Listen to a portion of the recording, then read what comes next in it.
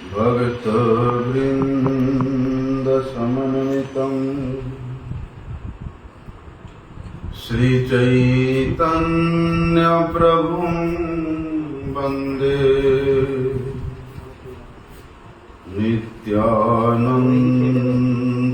नित्यानन्दसहोदितं श्रीनन्दनन्दनं वन्दे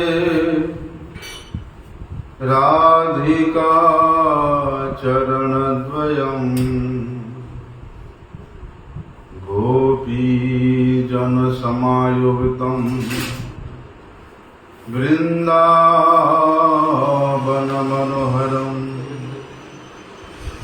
गुरवे गौरचन्द्राय राधिकाय तदालये कृष्णाय कृष्णभक्ताय तद्भक्ताय नमो नमः। वाञ्छाकल्पतरुभ्यश्च कृपा सिन्धुभ्यैव च पतितानां पावनेभ्यो वैष्णवेभ्यो नमो नमः। पतितपावन परम करुणामय परम आराध्यतम गुरुपाद पद्म नित्यलीला प्रविष्टम विष्णुपाद परमहंस परिव्राजकाचार्य अष्टोत्तर शत श्री श्रीमद शिल भक्ति वल्लभ तीर्थ गोस्वामी गुरु महाराज जी के श्री अभय चरण कमल में अनंत कोटि साष्टांग दंडवत प्रणाम करते हुए उनकी अहेतु की कृपा प्रार्थना करता हूँ।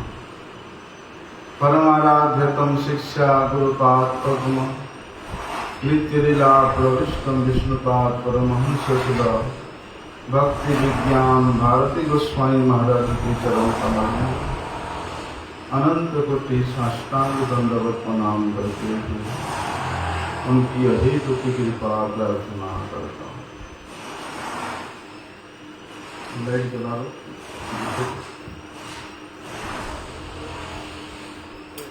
आज तो बहुत डिस्टर्बेंस भी हो रहा है ना उधर से।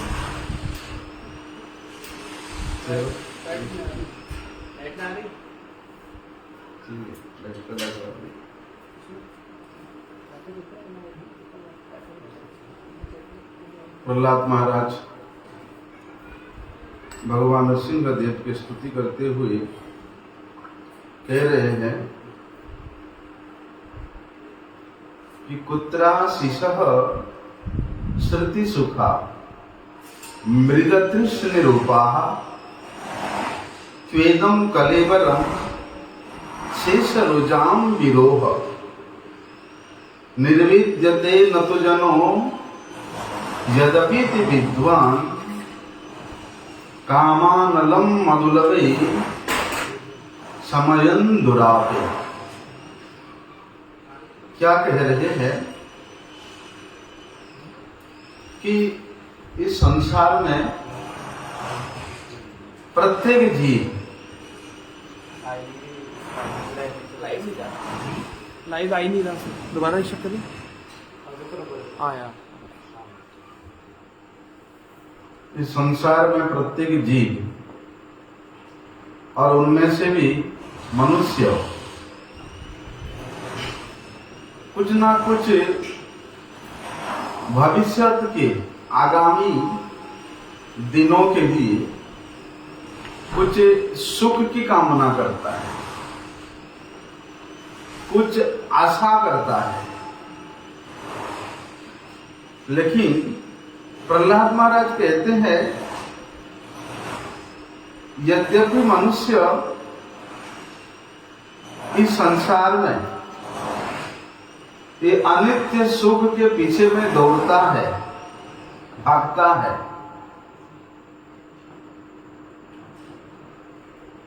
जो वस्तु में वास्तविकता नहीं है।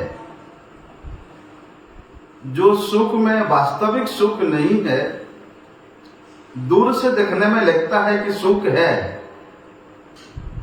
लेकिन है वो दुख का ही कारण। तो बड़े सुंदर उदाहरण देते हैं प्रहलाद महाराज कि मृगतृष्ण रूपा, मृग जो हिरण बड़े पिपासा है, बड़े प्यासा है और मरुभूमि में है। मरुभूमि में जल की आशा करना बड़ा दुर्लभ है ना। वहां तो किलोमीटर के किलोमीटर सिर्फ बालू ही होता है, देखा है। लेकिन वे बालू इतना चिकनी होती है कि जब सूर्य किरण तपती हुई धूप उस बालुका पे पड़ता है तो दूर से दिखने में लगता है कि वहां पानी है ना, तालाब जैसा लगता है। कई बार ये जो पिच रोड बनता है, पिच सड़क है, उसमें भी उस प्रकार का भ्रम होता है कि आगे पानी है ना। तो वे मृग, वे हिरण देखता है कि दूर में पानी है और प्यासा है, लेकिन वो जितना उस मरुभूमि में पानी के लिए भागता रहता है, वो जो तालाब है जो दिखता है पानी जैसा, वो उसे उतना ही आगे आगे चला जाता है। अर्थात कृत्राशिषः श्रुतिसुता मृगतृष्ण रूपा। बल्कि ठीक इसी प्रकार ये संसार में मनुष्य भी देखता है। क्या देखता है कि नहीं, अमुक व्यक्ति के पास इतना धन है, इतना अच्छा मकान है, इतना अच्छा परिवार है, इतना अच्छा नौकरी है। सोचते हैं कि बंदा कितना सुख में होगा, है? कितना ऐशो आराम में होगा, बाहर से दिखने में लगता है? लेकिन प्रहलाद महाराज कहते हैं, बोलते इस अनित्य वस्तुओं में चाहे आप कितने भी सुख की कामना कर लो, वहां दुख ही मिलेगा।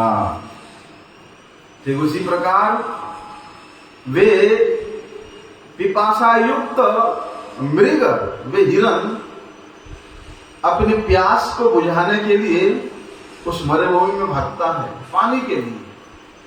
दिखता है सामने कि पानी है, लेकिन वो पानी नहीं है। तपती हुई धूप में जब सूर्य किरण पड़ता है तो लगता है कि जल है। अंतिम में वो पिपासा से उसका मृत्यु हो जाता है, मर जाता है। ठीक उसी प्रकार ये संसार में भी मनुष्य अनित्य सुख के लिए देखता है कि उसमें सुख है, उसके पीछे भाग करके वो भी अपना इस सुदुर्लभ मनुष्य जीवन को यूं ही बिता देता है, यूं ही गंवा देता है।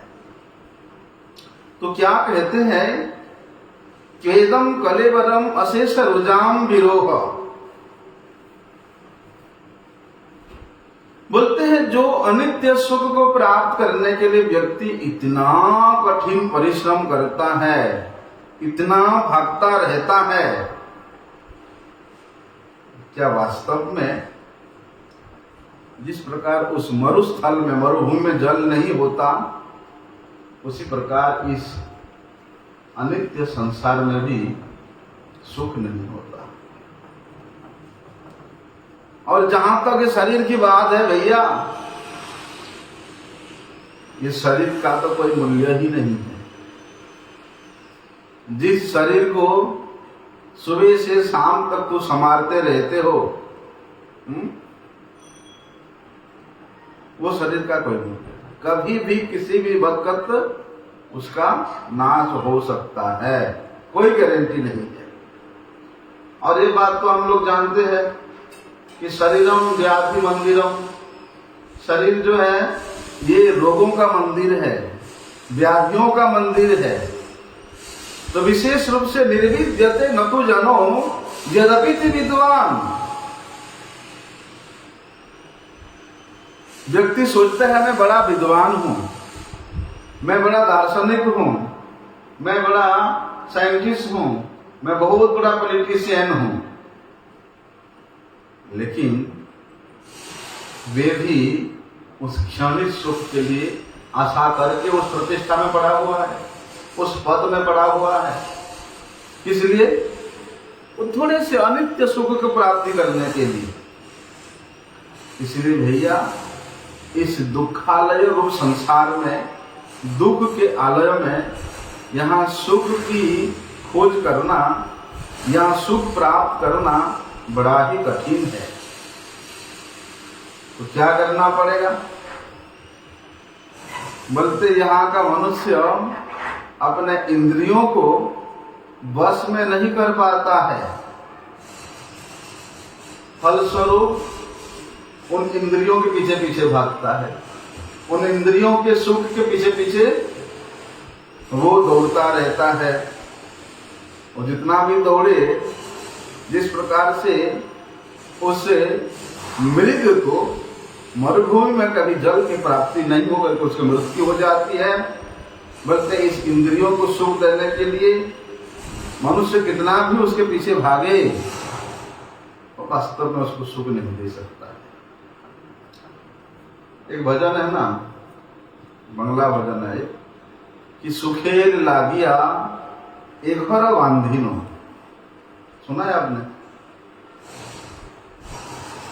आगुने पुड़िया गेला, बड़े सुंदर भजन है कि भैया सुख के लिए मैंने एक घर बनाया, घर बसाया, परिवार बसाया है? लेकिन उसमें आग लग गया, आगुने पुड़िया गेला। किस प्रकार के आग लग गया? क्योंकि आग तो लगना ही था, है? मतलब जिस सुख के लिए उस व्यक्ति ने घर बसाया, विवाह किया, संतानादि उत्पन्न किया, बड़ा परिवार बनाया, लेकिन उस परिवार में परिवार के प्रत्येक सदस्य को प्रसन्न करना, खुश करना कोई छोटी बात नहीं है। बोलते हैं जिसके लिए मैंने, जिन लोगों के लिए मैंने इतना कठिन परिश्रम किया, अंतिम में वही लोग मुझे लाती मार रहे हैं, वही लोग मुझे दुत्कार रहे हैं। उस व्यक्ति को अभी समझ में आया, क्या समझ में आया? कि देखो थोड़ा सा सुख मिलने के लिए तो मैंने ये सब किया था, लेकिन वो इस गृह क्लेश के कारण, गृह में अशांति के कारण उसमें आग लग गया। कहते हैं अमिया सागरे स्नान करिते सकली गरल भेल।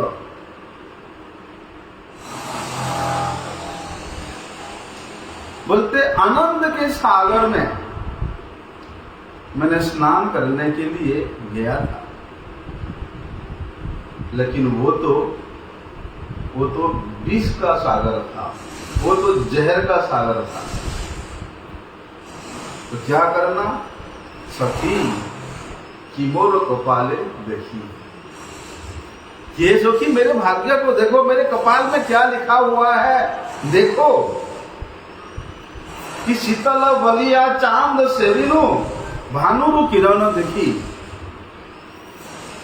बोलते सूर्य किरण को देख करके सोचा कि ये चंद्रमा का किरण है, हैं? भाई सूर्य किरण में उसको शीतलता कहां मिलेगा? लेकिन चंद्र किरण में सुशीतल होता है। लेकिन बुद्धि ऐसा हो गया, क्या करें कि थोड़ा सा मैंने शीतलता प्राप्त करने के लिए क्या किया? चंद्रमा समझ करके मैंने तपती हुई सूर्य का सेवन किया, तब तपती हुई धूप में जाकर के बैठ गया ऐसा हाल है, तो कहां सुख है? कहते हैं इसीलिए भैया देह में और दैहिक वस्तु में जब तक हमारा संबंध रहेगा, संबंध मतलब आसक्ति रहेगा, स्नेह रहेगा, ममता रहेगा। देह मतलब तो ये हो गया, ये शरीर, और दैहिक वस्तु मतलब स्त्री, पुत्र, धन, घर, परिवार। अगर इन सब वस्तुओं में आसक्ति रहता है, आसक्ति रहने से भैया हरि भजन नहीं हो सकता। क्यों?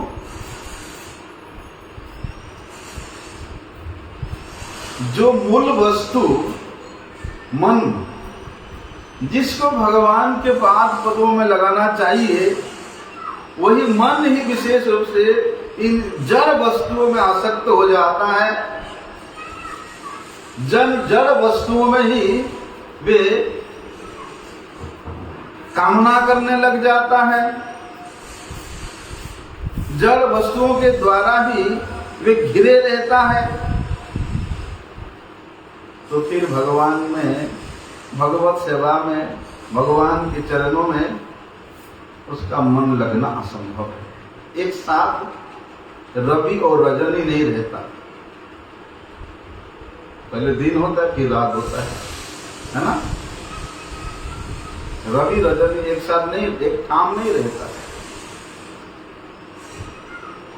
अभी भैया तुम्हारा शरीर के प्रति, स्त्री, पुत्र, धन, घर, परिवार के प्रति भी तुम आसक्ति रखोगे हैं, और बोलोगे मैं भगवान में आसक्ति रखूंगा, तो शास्त्र कहता है असंभव है कि विषयान ध्यायतश्चित्तम विषयेषु विसज्जते माम अनुस्वर रहितम मयैव प्रविलीयते।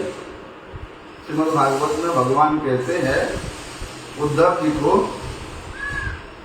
कि जो व्यक्ति इन विषय वस्तुओं का चिंतन करता रहता है, जिसका चित्त इन विषयों में लगा रहता है, बोलते हैं ऐसा विषय आसक्त चित्त कभी भी मेरे चरणों में नहीं लग सकता है। माम अनुस्मरम, बोलते हैं मेरे स्मरण से विहित होकर के केवल विषय स्मरण में ही लगे रहने वाला मन, क्या कहते हैं, मुझे कभी मेरे में नहीं लग सकता है। भगवान यहां तक कहते हैं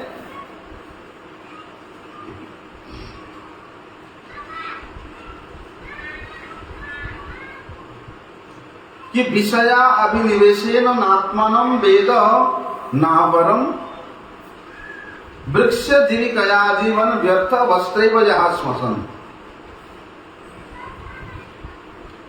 जिस व्यक्ति का मन घर में, परिवार में, स्त्री में, पुत्र में, इन सब विषयों में अभिनिविष्ट है, लगा रहता है,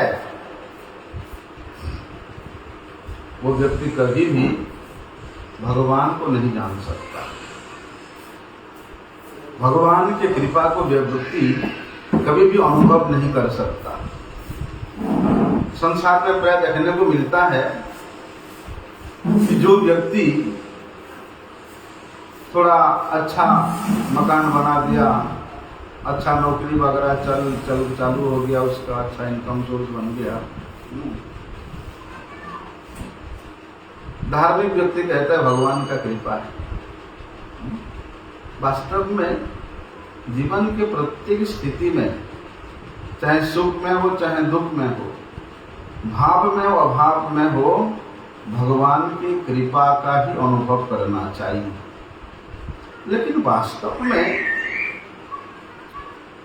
वही चित्तवृत्ति यदि इन विषय वस्तुओं में आसक्त रहता है उन विषय आसक्त चित्त कभी भी परमात्मा को, भगवान को नहीं जान सकता, भगवान की कृपा को अनुभव नहीं कर सकता। अभी वही व्यक्ति जो आज बोल रहा है भगवान का कृपा से सब मिला हुआ है, कल जब सब लूट जाएगा तो भगवान को गाली देगा।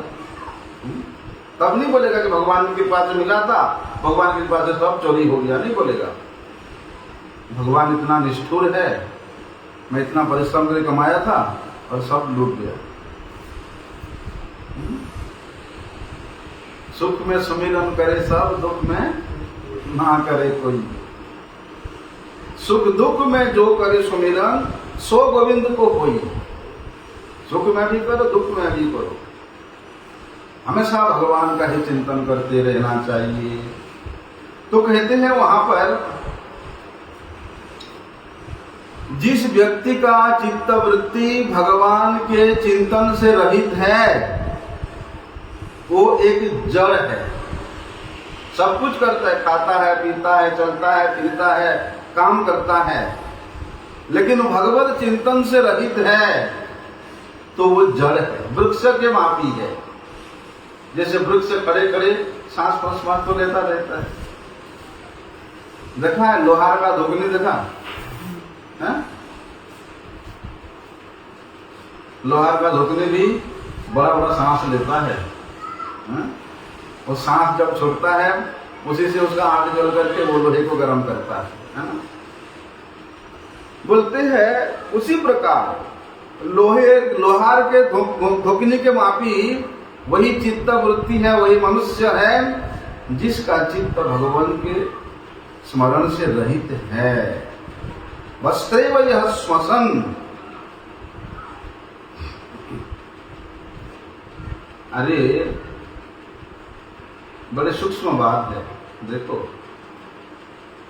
देह में और दैहिक वस्तु में आसक्त चित्त वाला व्यक्ति जब विधि भक्ति कर नहीं सकता, विधि भक्ति का अनुशीलन करने में समर्थ नहीं होता, तो फिर राग भक्ति करना, जो कि सर्वथा परमहंस गणों के द्वारा आचरित अनुभवनीय इस ब्रज के युगल सरकार श्री श्री राधा कृष्ण युगल के भजन करना कभी संभव हो सकता है।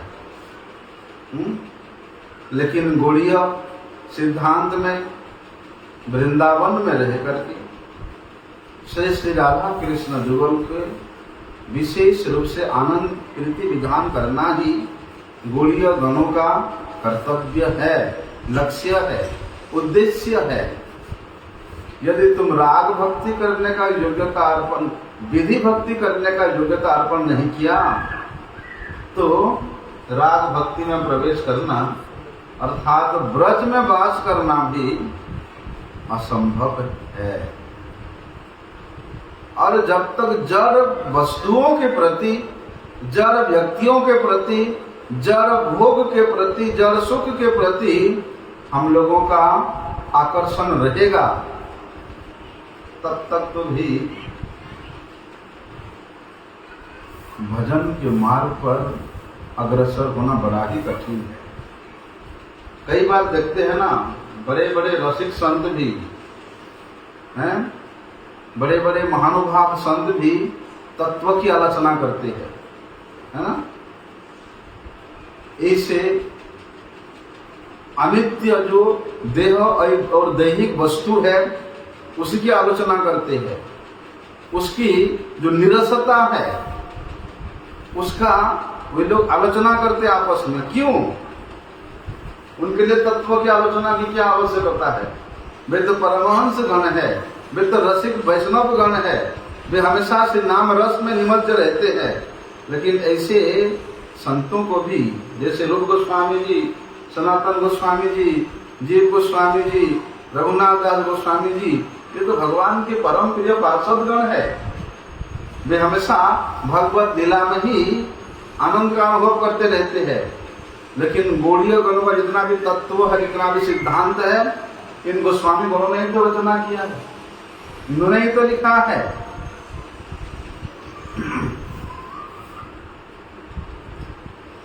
क्योंकि ये तत्ववादी गण, ये रसिक वैष्णव जन ये अच्छी तरह से जानते हैं कि इस संसार में भगवान के अतिरिक्त,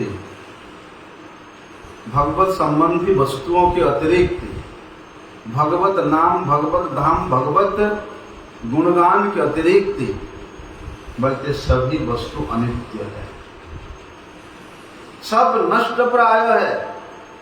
और अनित्य वस्तुओं के प्रति जिसका भागने का मन है वो इस नित्य वस्तुओं में कभी भी अभिनिविष्ट नहीं हो सकता है। तो क्या कहते हैं,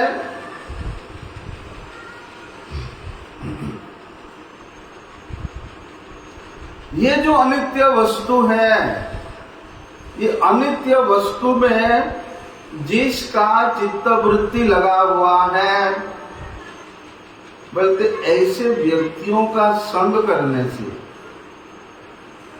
ऐसे व्यक्तियों से प्रेम का आदान प्रदान करने से, बल्कि उस व्यक्ति के हृदय में भी उस अनित्य वस्तुओं के प्रति आसक्ति उत्पन्न हो जाता है। देखता है अमुक व्यक्ति ने पहले अच्छा भजन साधन करता था, बाद में संसार के प्रति आसक्त होकर के विवाह आदि किया, खूब पैसे कमाया। अभी उस व्यक्ति का जो साधक संग करेगा उसके मन में भी उसी प्रकार की वृत्ति अवश्य जागरित होगा। इसलिए ये जो अनित्य वस्तु है ये कितना आकर्षणीय है, ये कितना अनिष्टकारी है, ये कितना साधक को साधना के पथ से विच्युत करने वाली है।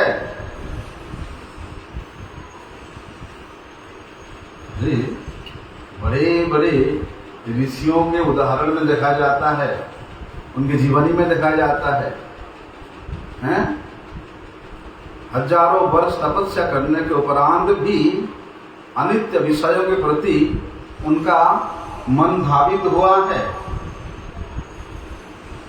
इसीलिए रसिक वैष्णव जन भी क्या करते हैं, ये अनित्य सुख के मिथ्यात्व को, अनित्यता को और अधिक परिमाण में जानने और जनाने के लिए इस तत्व का आलोचना करते हैं, ताकि किसी परिस्थिति में उसके प्रति हमारा चित्त वृत्ति आसक्त ना हो जाए।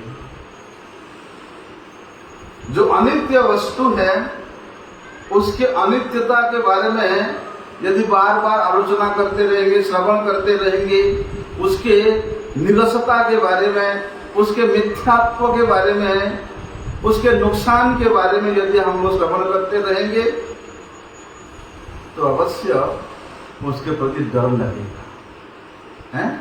उस अनित्य वस्तुओं को,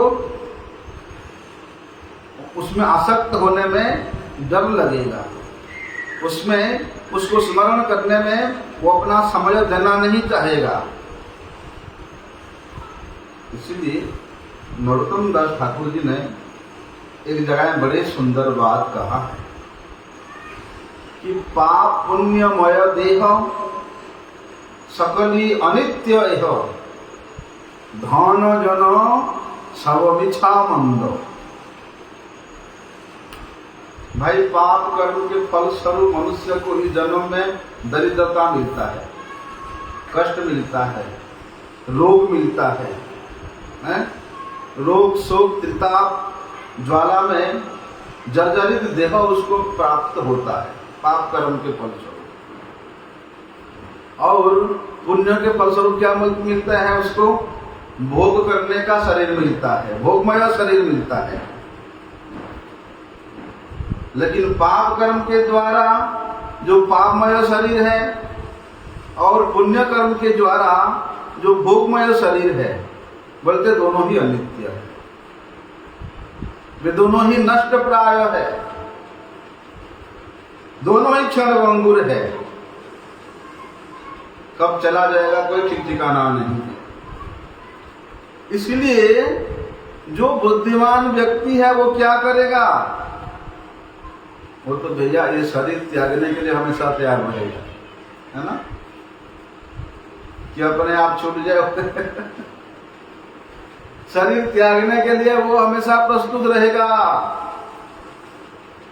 हम लोग शरीर छोड़ने को, जिसको मृत्यु कहते हैं, उसको कितना डरते हैं, है ना। सुन के ही आदमी घबरा करके हारे पे होकर मर जाता है। लेकिन जो तत्वज्ञ है वे हमेशा आगे मरने की तैयारी करता है। हम लोग जीने की तैयारी करते हैं, लेकिन तत्वज्ञान मरने की तैयारी करते हैं। क्यों? क्योंकि वे हमेशा ये याद रखता है, या अनुभव में रखता है कि ये जो ऐश्वर्य है, ये जो संपदा है, ये जो आत्म स्वजन है, ये सब मिथ्या है, ये सब मंद है। सकली अनित्य देह अनजन सब कुछ मंद। बोलते इसी भ्रांत धारणा में पड़ करके हम लोग आसक्त होते हैं और अनात्म वस्तु में आत्मबुद्धि लगा करके, अनित्य वस्तु में समय को लगा करके हम लोग मोहित हो जाते हैं। और मोहित होकर के भैया मिथ्या भ्रांतियों में पड़ करके, मिथ्या प्रलाप में पड़ करके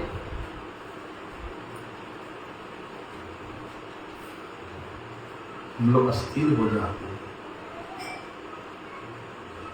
और ऐसी अस्थिरता की स्थिति में तो भैया शोक, मोह, भय, क्लेश ये जीव को अस्थिर कर देता है, उसके चित्त को एकदम छिन्न-भिन्न कर देता है। तभी तो वहां भक्ति ठाकुर ने लिखा है कि भवार नाव में परी मो आकुल परान। बोलते इस भव रूप समुद्र में पड़ करके मेरा प्राण छटपटा रहा है।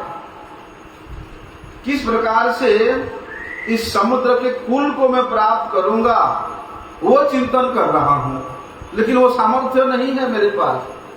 ना याचे धर्म बल, ना ही ज्ञान बल, जाग जोग तपो धर्म, ना याचे संबल। कुछ नहीं है मेरे पास, क्योंकि मैंने तैयारी नहीं किया मरने के लिए। मैं तो जीने के लिए तैयारी किया। क्या तैयारी किया?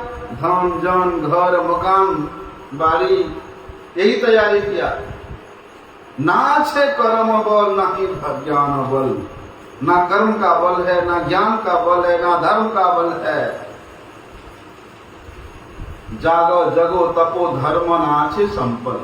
ना मैं कभी दान किया, ना कभी पुण्य किया, ना कभी जो यज्ञ किया, ना कोई जप किया, ना कोई तप किया, कुछ नहीं किया। जब मेरे पास वो बल नहीं है तो इस भवार्णव रूप समुद्र के किनारे में मैं कैसे जा सकता? तो इसी मिथ्या भ्रांति धारणा में पड़ करके वे अनेक प्रकार के शोक करता है, मोह करता है, और वास्तविक आनंद से, वास्तविक सुख से वो कोसों दूर चला जाता है। अरे जो कभी उसका था ही नहीं, जो कभी उसका है ही नहीं, जिस पर आज उसने इतना अधिकार जमा रहा है, मेरा मेरा मेरा मेरा करके, कभी नहीं था उसका। क्या है, खाली आया, हाथ आया जगत में, हाथ पसारे जाएगा। तुम खाली आया था, एक कपड़ा भी पहन करके नहीं आया था। और यहाँ जो वस्तु तुम्हारा नहीं था, उस वस्तु को भी मेरा मेरा मेरा मेरा बोल करके मुग्ध हो रहा है, अस्थिर हो रहा है। बोलते हैं अनित्य वस्तुओं के चिंतन में वह व्यक्ति इतना अस्थिर हो जाता है कि इस देव दुर्लभ साधन करने योग्य सुदुर्लभ मनुष्य जीवन को यूं ही बिता देता है, यूं ही गवा देता है।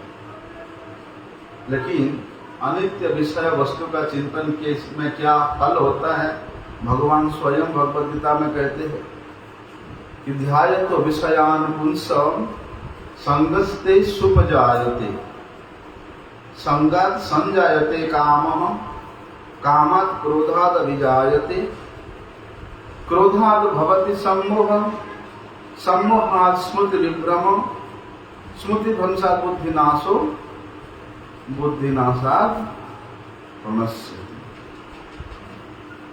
देखो, इस देह और दैहिक विषय वस्तुओं का ध्यान करते करते, अनित्य भोग वस्तुओं का ध्यान करते करते उसमें आसक्ति हो जाता है ना? होता कि नहीं होता? आसक्ति से बढ़ते हैं, उसको भोगने का अभिलाषा उत्पन्न होता है, और जब उसके भोग में, उसकी कामना में कोई बाधा देता है, फिर वहां क्रोध आता है, और क्रोध के वश में होकर के यदि व्यक्ति कुछ करता है, फिर तो भैया कुछ भी कर लेता है ना? क्रोधित होकर के व्यक्ति कुछ भी कर लेता है।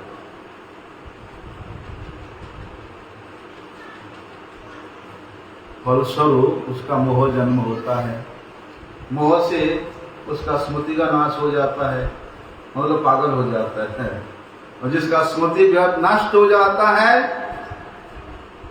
फिर शास्त्र का जो वाणी है, मनुष्य का जो कर्तव्य है, उससे वो हमेशा विस्मृत हो जाता है, पागल हो गया हो गया।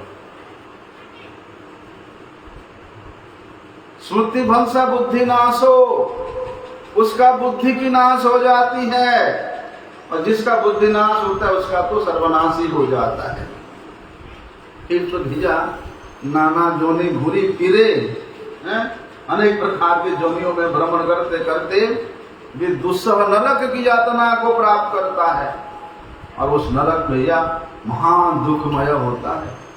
घोरतर संसार दशा को प्राप्त करके वे पुनः पुनः ये संसार के ताप में जलता रहता, मरता रहता है।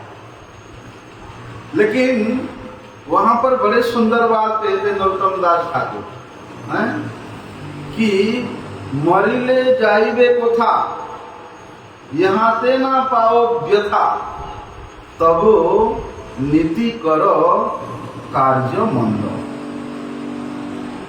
अरे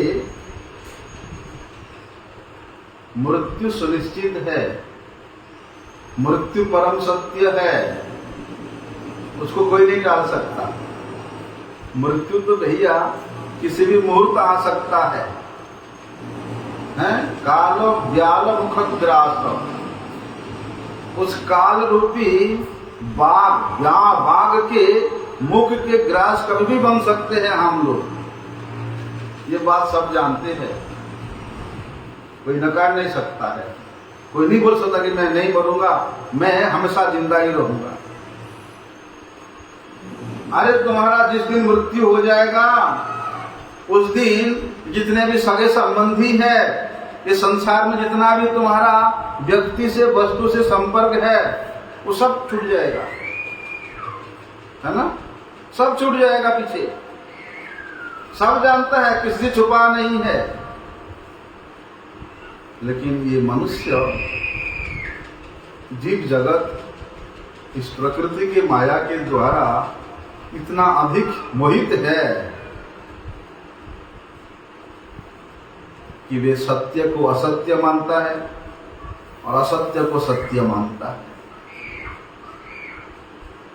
और कभी ऐसी स्थिति में मृत्यु उसको अपने गोद में सुला लेती है,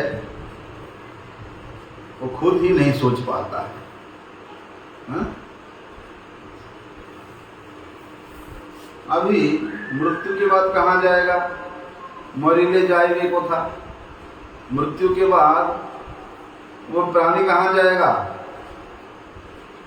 किस अंधेरे राज्य में जाकर के गिरेगा, किस दिशा में गिरेगा, हैं? और वो कितना अत्यधिक भयानक होता है, भयावह होता है, इसका चिंतन करते करते तो वो आदि व्याधि में ही पड़ा रहता है। शास्त्रों में भैया बहुत सारे घोर नरकों की वर्णन है। उन नरकों के महिमा को सुन करके तो बार बार मूर्छित हो जाता है। हाय हाय हाय। तो कहते हैं इस प्रकार मंद कार्य को, अनैतिक कार्य को छोड़ करके भगवान गोविंद के चरणों की शरण में आना चाहिए। इसलिए मृत्यु को हमेशा प्रत्येक क्षण याद रखना चाहिए, भूलना नहीं चाहिए। अगर मृत्यु को याद रखोगे तो मंद कार्य नहीं कर सकोगे। अरे मुझे तो कभी मरना है, अभी मर सकता हूं, तो फिर मैं बुरा काम क्यों करूं।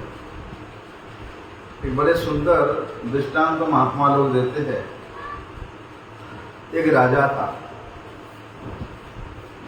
एकदम संपन्न साम्राज्य का राजा, लेकिन क्या करे, बेचारे को जवानी में ही ऐसे रोग पकड़ा कि वो एकदम धीरे धीरे क्षीण होते गया।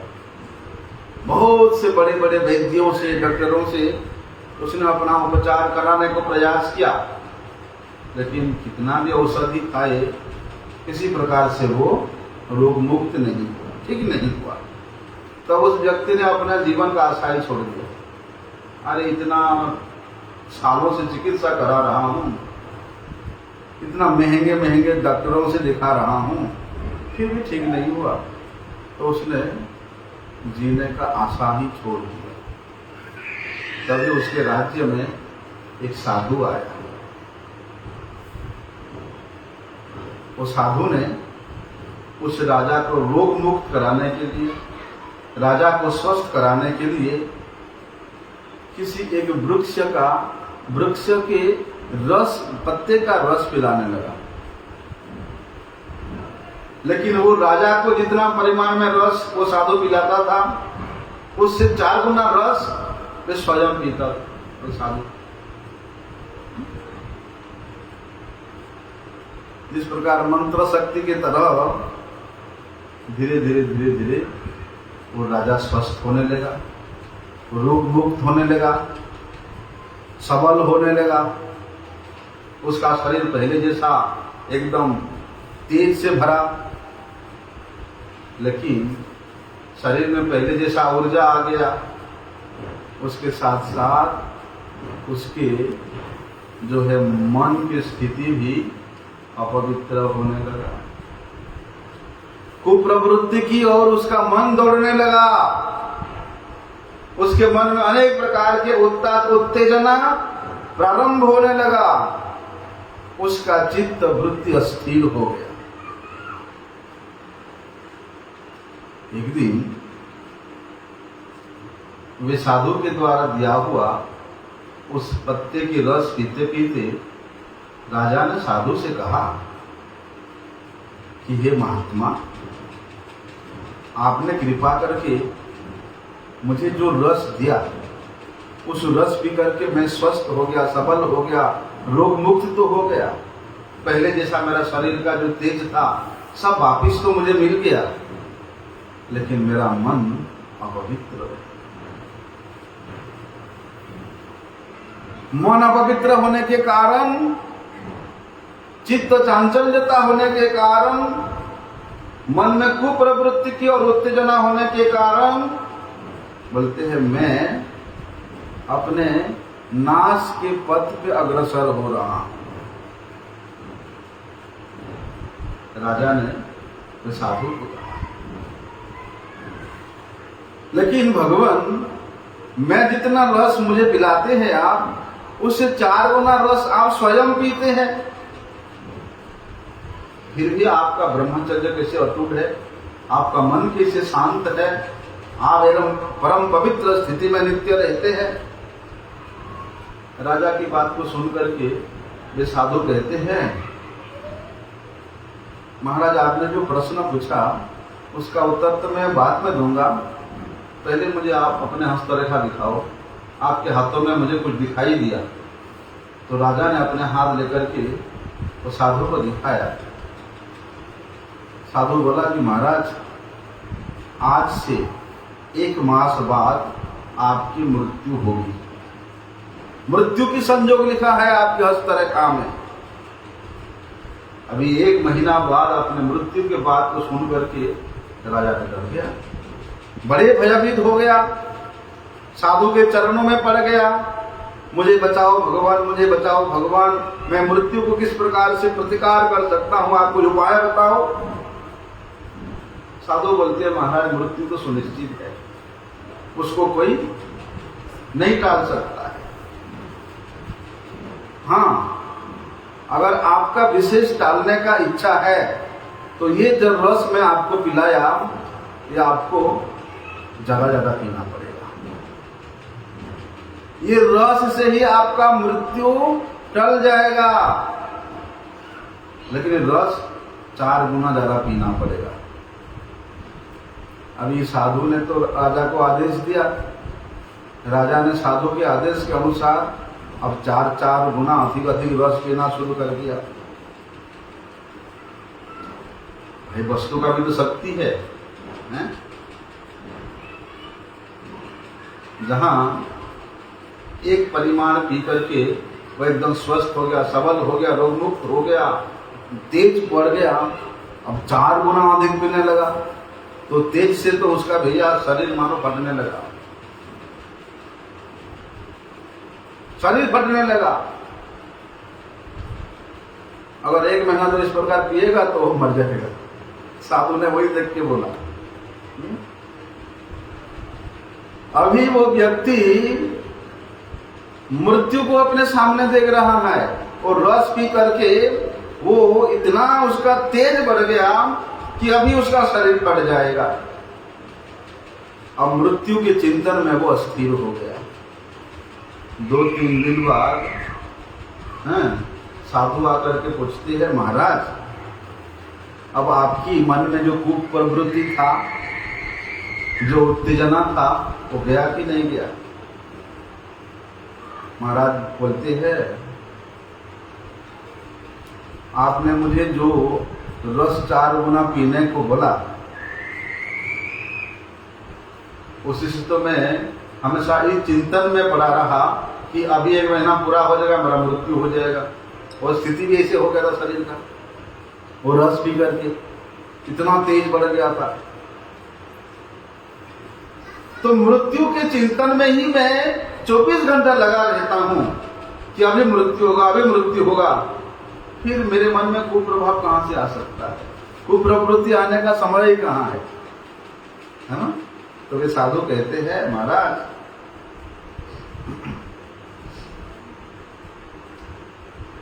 आपकी मृत्यु तो 1 महीना बाद स्थिर है,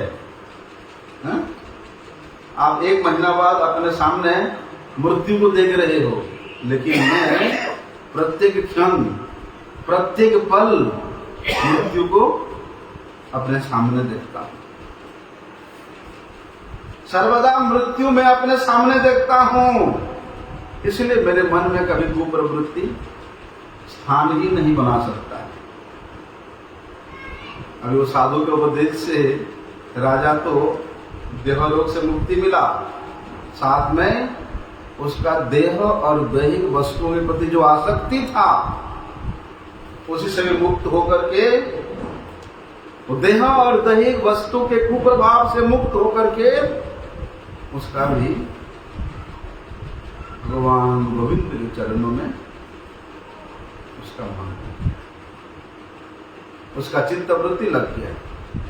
तो इसी बात को प्रहलाद महाराज बड़े सुंदर रूप से हम लोग को बता रहे हैं कि कुत्राशिष श्रुति सुखाम मृगतृष्ण रूपा केदम कलेवरम अशेष रोजाम मिरो निर्विद्यते न तो जनो यद्यपि ते विद्वान कामानलम मधुलवे समयम दुरापे। जैसे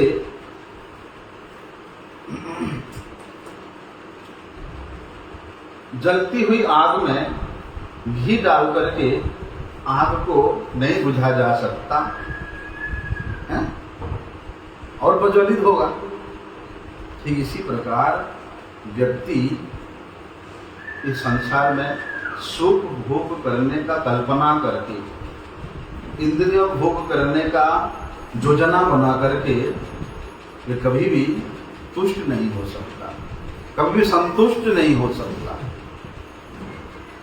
कहते हैं ना, यही तो दावा भव दावाग्नि है।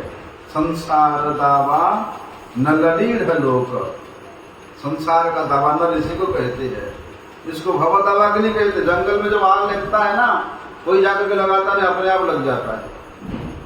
जब जंगल में झड़ बात्या होता है तो वृक्ष एक दूसरे से घींच करके वहां से चिंगारी उत्पन्न होकर के पूरे जंगल में आग लग जाता है। बोलते हैं हम लोग इस जगत में सुखी रहना तो चाहते हैं,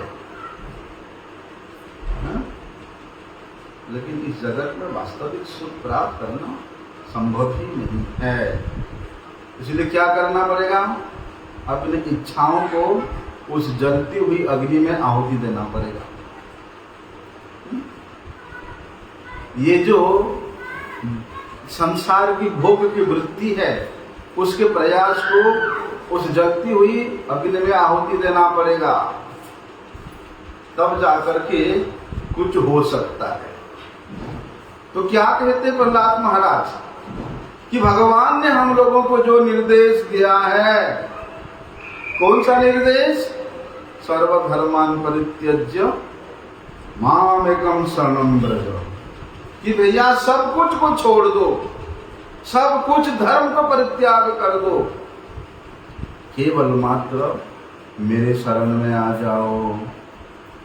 मैं तुम्हें सभी प्रकार के पापों से और पुण्यों के फल से भी मुक्त कर दूंगा।